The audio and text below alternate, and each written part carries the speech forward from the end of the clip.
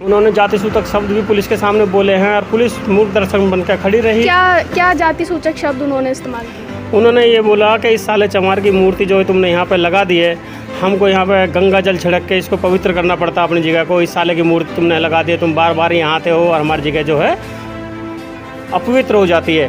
हमने आकर हमारे हाथ से झंडा छीन कर उसको पैरों में फेंक दिया और बोलने लगे कि साले चमार की मूर्ति यहाँ तुमने लगा कर, अरे आज साले इसके पास तुम झंडा फहराने के लिए आए हो। हमारे बाबा साहब को उन्होंने बहुत गलत शब्द बोले हैं और हमारे यहाँ की जो लेडीज़ थी, हमारे जो साथ थी, उनके लिए इतनी गंदी गंदी भद्दी भद्दी गाली दी हैं कि मैं आपको बता नहीं सकता। जय भीम साथियों, मैं हूँ सृष्टि और आप देख रहे हैं दलित टाइम्स। इस वक्त हम तुगलकाबाद के तुगलका गांव में मौजूद है। टीटू बौद्ध जी जो हैं इस वक्त हमारे साथ बैठे हैं। सर, 15 अगस्त को जो हुआ बाबा साहब की मूर्ति के पास, आपको ध्वजारोहण नहीं करने दिया, जाति सूचक गालियाँ दी गई, उसको आप कैसे देखते हैं? मैडम, ये बड़ी शर्म की बात है कि इतना लंबा टाइम हो गया है आज़ादी हुए, लेकिन आज भी हमारा दलित समाज आज़ाद नहीं है। हम यहाँ से 15 अगस्त को 10:30 पौने 11 बजे यहाँ से बाबा साहब के प्रतिमा के पास झंडा फहराने के लिए गए थे, जिसमें हमारे साथ बच्चे, बड़े, लेडीज़, जेंट्स, सब तरह के आदमी थे। हम वहाँ पर झंडा फहराने के लिए जाते हैं। जब हम उस जगह पर पहुँचते हैं जहाँ हमारे बाबा साहब की प्रतिमा लगी हुई है, तो वहाँ पर एक गुर्जर परिवार का जित्ते नाम का लड़का, जितेंद्र उर्फ जित्ते, और उसका भाई दीपक, उससे छोटा उनका भाई सौरभ, और जित्ते की मम्मी शकुंतला जो वहाँ मौजूद थी, जिन्होंने जित्ते ने आकर हमारे हाथ से झंडा छीनकर उसको पैरों में फेंक दिया और बोलने लगे कि साले चमार की मूर्ति यहाँ तुमने लगा कर, अरे आज साले इसके पास तुम झंडा फहराने के लिए आए हो। हमारे बाबा साहब को उन्होंने बहुत गलत शब्द बोले हैं और हमारे यहाँ की जो लेडीज़ थी, हमारे जो साथ थी, उनके लिए इतनी गंदी गंदी भद्दी भद्दी गाली दी हैं कि मैं आपको बता नहीं सकता। आगे आप खुद समझदार हैं। इस तरह के उन्होंने चमार चूड़े, इस तरह के उन्होंने हमसे गाली गलौज की हैं। और वहाँ पर जब हमको ये लगा कि भाई अब झगड़ा होगा, तो हमारे समाज के जो रवि जी हैं, उन्होंने 100 नंबर पर कॉल कर दी। तो जो पीसीआर पर 2 पुलिस वाले पीसीआर में आए और 2 वहाँ लोकल पुलिस के मौजूद उसी टाइम हो गए थे। उन 4 पुलिस वालों के सामने हमारे ऊपर डंडे बरसाए गए, हमारे ऊपर पथराव किया गया। तो जो मैंने आपको 4 नाम बताए हैं, ये तो हमको नाम उनके मालूम है, इस वजह से बता दिए। लेकिन जो हम 5-7 और उनके जो साथ लड़के थे, उन्होंने मफल फेस अपने आप को कर रखा था, जिनको हम आइडेंटिफाई नहीं कर पाए। इस वजह से हमने उनका नाम नहीं बताया, क्योंकि हम बता नहीं पाएंगे उनका नाम, क्योंकि उन्होंने मफल फेस कर रखा था अपने आप को।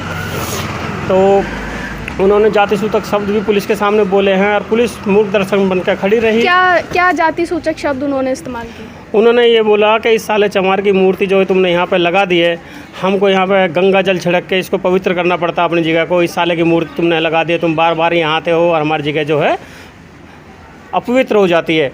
हम इतना गंगा जल भी कहाँ से लेके आएंगे जो कि बार बार अपनी जगह को तुम्हारे कदमों से जो अछूत ये जगह हुई है, हम इसको कब तक छूत करेंगे। तो इससे है कि तुम यहाँ जैसे भाग जाओ, नहीं तो तुम्हारी जो लाशें बिछा कर इसी एक जोड़नुमा जगह है वहाँ पे, तो हम उसमें डाल देंगे। उन्होंने इस तरह से बोला है। और हमारा ये जो विवाद हुआ है, अगर इसमें ये 2013 से ये इसमें मुकदमा चल रहा है, मुकदमा चलते चलते इस जगह को लेकर अगर पुलिस इसमें सही काम करती, तो हो सकता है कि ये नौबत नहीं आती कि आज हमको झंडा फहराने भी नहीं दिया जाता वहाँ पे। पुलिस का रवैया कैसे रहा है स्टार्टिंग से लेकर? पुलिस का जो रवैया है शुरू से जो है राजवीर के पक्ष में ही रहा है। हमारी कहीं कोई सुनवाई नहीं होती है। अगर पुलिस निष्पक्ष जांच करती, तो हम जो 2013 से हम कंप्लेंट देते आ रहे हैं, हमने एसीपी को, डीसीपी को, एसएचओ को, सीपी को हमने कंप्लेंट दे रखी हैं, लेकिन पुलिस कोई भी कार्रवाई वहाँ नहीं करती है। क्योंकि वो एक परिवार ये कहता है कि सालों मैं तुम्हें इस जगह को कैसे दे दूँ, मैं पुलिस को भी पैसे देता हूँ और मैं किले वाले को भी पैसे देता हूँ, तुम्हें फ्री में जगह दे दूँ। उस आदमी से कोई ये पूछे कि वो हमको देने वाला जगह वाला कौन होता है, क्या उसके पास उसकी रजिस्ट्री है या उसके पास उसकी पावर टॉनिक है जो कि वो हमको जगह देगा। और कई बार तो पुलिस भी ये कहती है, अबे पागलो, तुम्हें वो दे तो रहा है 200 गज ज़मीन, मतलब कि 6000 गज ज़मीन को वो कब्जा करके, और वो पुलिस भी ये कहती है कि तुम्हें 200 गज दे तो रहा है, 200 गज ले लो। अब पुलिस से कोई ये पूछे कि भाई तुमको कैसे पता है कि ये ज़मीन इसकी है, क्या पुलिस ने उसकी रजिस्ट्री देखी है उनके हाथ में? अगर देखी हो तो हम पुलिस की बात को बड़ा करते हैं, भाई ये ठीक है, ये तो राजवीर की ज़मीन है। ऐसी घटना जो है ये पहली बार इस गांव में हुई है या आए दिन ऐसी घटनाएं होती रहती हैं? इस जगह पर ये तीसरी चौथी बार ही हुई है, लेकिन अब की बार ज़्यादा बड़ी घटना हुई है ये, जो कि यहाँ लाठी डंडे हुए हैं। और पुलिस अभी भी सही काम नहीं कर रही है। अगर किसी का सिर फूटता है, मतलब 3-4 बार ये पहले भी हो चुका है, लेकिन अभी भी पुलिस जो है वो सीरियस नहीं है, बिल्कुल सीरियस नहीं है, अभी भी सीरियस नहीं है। अगर सीरियस होती और पुलिस अपने तरीके से काम करती, निष्पक्ष जांच करती, तो जो हमारे लेडीज़ के सर में जो 7-8 स्टैचिंग टाँके जो लगे हुए हैं, तो उस पर 308 का मुकदमा दर्ज होता है, जो पुलिस ने वो धारा नहीं लगाई है। तो हम कैसे कहते हैं कि पुलिस निष्पक्ष जांच कर रही है? कहते ही नहीं कर रही। और अभी भी क्राइम टीम लोकेशन पुलिस जो है मिनटों में पता लगा सकती है कि वो 4-5 प्राणी जो यहाँ से फरार हैं, जो पुलिस हमको बता रही है भी फरार हैं, जिन्होंने हिंसा भड़काने की कोशिश हिंसा करी भड़काई वो है, लोग हाँ जी, वो फरार हैं। जितेंद्र उर्फ जित्ते, दीपक, रिंकू और उसकी माँ शकुंतला और एक सौरभ। उनके सबके पास 1-1, 2-2 मोबाइल हैं। इतना सब कुछ होने के बाद में क्या पुलिस ये लोकेशन की पता नहीं चला सकती कि है कहाँ पे? ये पुलिस हमसे झूठ बोल रही है कि हम उनको ढूंढ रहे हैं, तलाश कर रहे हैं, लेकिन वो पुलिस अभी अगर सही कार्रवाई करे तो जब यूपी में किसी मंत्री की भैंस को ढूंढ के पुलिस ला सकती है, तो क्या दिल्ली में दिल्ली पुलिस उन मुलजिमों को नहीं पकड़ सकती? यहाँ पर पूरे गांव में जाटव समाज के घर कितने? जाटव समाज के यहाँ पर 700-800 घर हैं और गुर्जर समाज के 1500 से 2000 घर हैं। तो मैं ये जानना चाहूँगी कि पूरा गुर्जर समाज जो है वो जाटव समाज को परेशान करता है या फिर कुछ गिने चुने घर हैं? गिने चुने क्या, परेशान तो यही कर रहा है राजवीर का जो परिवार है।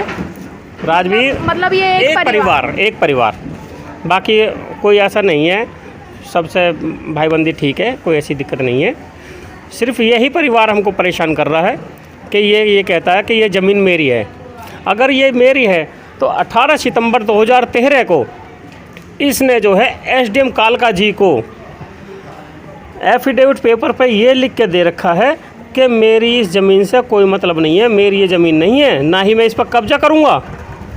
18 सितंबर 2013 को आप एसडीएम कालका जी से इसका वो निकलवा भी सकते हैं, उसमें दूध का दूध पानी का पानी हो जाएगा। अगर उन्होंने इतना ये लिख के दे रखा है तो जब ये यहाँ कब्जा करता है, हम पुलिस को कॉल करते हैं तो पुलिस इस पर एक्शन क्यों नहीं लेती है? Plus archaeological survey of India जो यहाँ के सीए हैं संदीप सिंह, हमने काफ़ी चिट्ठियाँ लिख के दे रखी हैं, कई बार किसी उनको कॉल कर रखी है, लेकिन वो सीए भी ये कहता है कि यार वो गुजरों को गाँव क्या मैं इसमें अपने सिर फुड़वा लूँगा जाके? अगर उसको सिर फुड़ने से इतना डर लगता है तो यहाँ जैसे अपने रिजाइन दे तो कोई और आ जाएगा। वो इस चीज़ को क्यों कहता है? क्योंकि सीए यहाँ पर डे नहीं आ सकता, तो जो सीए के जो और वर्कर हैं जो यहाँ राउंड पर रहते हैं, जिनकी यहाँ ड्यूटी है कि भाई यहाँ अवैध कंस्ट्रक्शन ना हो, वो यहाँ से पैसे लेके चले जाते हैं। वो तो खुल के कहता है, जितेंद्र नाम का जो लड़का है, कि मैं आपके लिए कैसे छोड़ दूँ इसको, मैं पुलिस को भी पैसे देता हूँ, मैं किले वाले को पैसे देता हूँ, तो तुम्हारे लिए जगह कैसे छोड़ दूँ? तुम्हारे नहीं, तुम्हारे बाबा के लिए। सांसद जो है यहाँ के, उनका पहला रिएक्शन क्या रहा जब उनको इस घटना के बारे में पता चला? देखो, रिएक्शन का तो हमें जब पता चलता कि जब हमारे समाज के आधा दर्जन आदमी जो इसमें घायल हुए हैं, हमारे चरण नाम का आदमी, चरण सिंह नाम के, जो पैर से ऑलरेडी पहले विकलांग थे, उनकी विकलांग टांग को उन्होंने दूसरी बार फिर तोड़ दिया, जिसका आज की डेट में अभी सफदरजंग हॉस्पिटल में ऑपरेशन चल रहा है। ना तो हमारे समाज को गांव के नाते, ना तो एमपी साहब हमसे कुछ देखने के लिए, बूझने के लिए, कोई हेल्प के लिए आए, ना ही कोई गुर्जर समाज का और कोई हमारे पास आया। यहाँ के एमपी साहब रमेश भदौड़ी, लेकिन हैं गुर्जर समाज से। हम ये नहीं कहते कि भाई ये सारा का करा धरा उनका है, लेकिन कहीं ना कहीं कुछ ऐसा तो है ही कि जो पुलिस कार्रवाई नहीं करते, हो सकता है कि उनके दबाव में हो। जो लोग इस पूरे मामले में घायल हुए हैं उनको जो है सरकार कुछ सहायता दे रही है या नहीं दे रही है इलाज में? मैडम अभी किसी को कोई सहायता नहीं मिली है, किसी तरह की कोई सहायता नहीं है, और आगे अगर दे तो उसका पता नहीं है।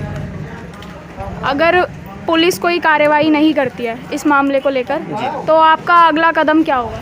अगर पुलिस उनकी गिरफ्तारी नहीं करती है, और जो इसमें जो 308 लगनी चाहिए थी, जो दो लेडीज़ के जो सिर फूटे हैं, अगर इनका 308 नहीं लगाती है और उनकी गिरफ्तारी नहीं करती है तो हम प्रशासन के ख़िलाफ़ हम धरना प्रदर्शन भी करेंगे, जहाँ तक हम पर जाया जाएगा वहाँ तक जाएंगे, लेकिन हम उनको अरेस्ट ज़रूर कराएंगे। यहाँ पर लोगों की जो मांग है वो है कि पुलिस प्रशासन जो है वो जल्द से जल्द इस मामले को लेकर कार्रवाई करे, लेकिन इन लोगों ने पुलिस पर आरोप ये भी लगाया कि पुलिस कोई कार्रवाई नहीं कर रही है। अगर पुलिस कोई कार्रवाई नहीं करती है, इनको न्याय नहीं मिलता है, तो एक बड़े स्तर पर जो है धरना प्रदर्शन करेंगे। सृष्टि के साथ आप देख रहे हैं द लिट टाइम्स।